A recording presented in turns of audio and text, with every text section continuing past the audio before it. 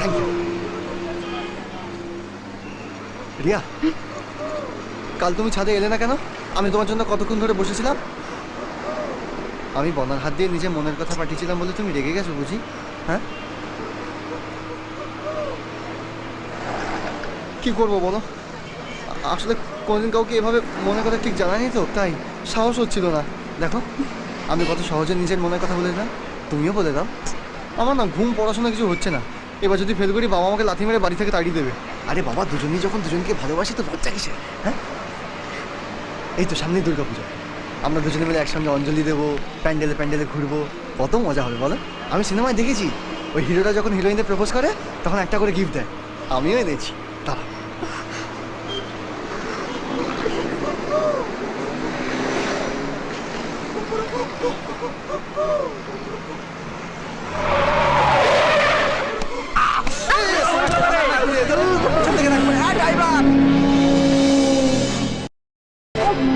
কতক্ষণ সহ্য করবো? মেয়েদের সম্মান দিতে শেখনি?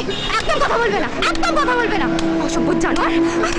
আপনারা সবাই মিলে বসে বসে চুপচাপ দেখছেন আমার সঙ্গে অসভ্যতা করছে, কেউ কিছু বলছেন না। মেয়েটাকে দেখছি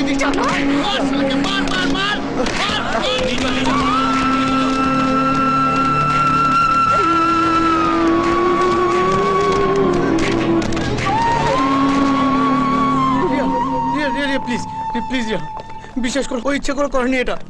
ও শুধুমাত্র তোমাকে চেনটা গিফট করতে গিয়েছিল। মা কালী দেবী বলছি। তোমার বন্ধু যেরকম ছোট লোক, তুমি সেরকম মিথ্যাবাদী, এটাই ওর উচিত শিক্ষা, বুঝেছো?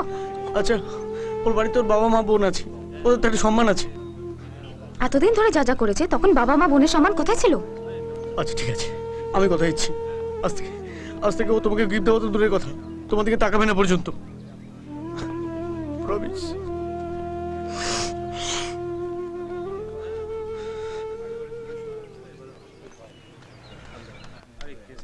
হ্যাঁ ম্যাডাম বলুন, ছেলেটা আপনার কি করেছে? আপনি ছেলেটাকে ছেড়ে দিন, আমি ওর এগেইনস্টে কোনো কমপ্লেইন করতে চাই না। ঠিক আছে। কেন নিয়ে এলো? বাসে কি রাত? এখনো বাসে হারিয়েছে না? খুব ব্যথা হচ্ছে না তোর? Riya, thank you very much. চল।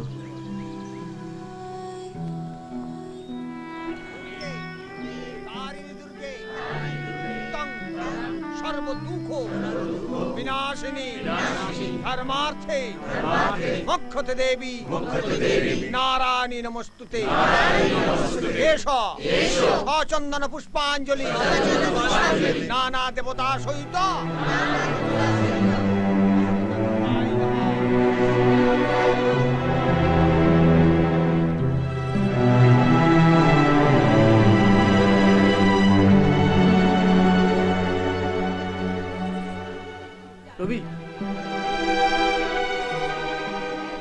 রবি চল, প্যান্ডেলে চল, অঞ্জলি হচ্ছে।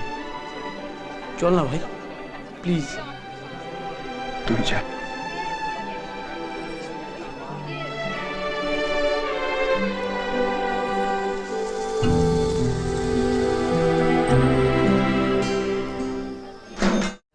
জাগে রে মন, জাগে রে মন, জাগে রে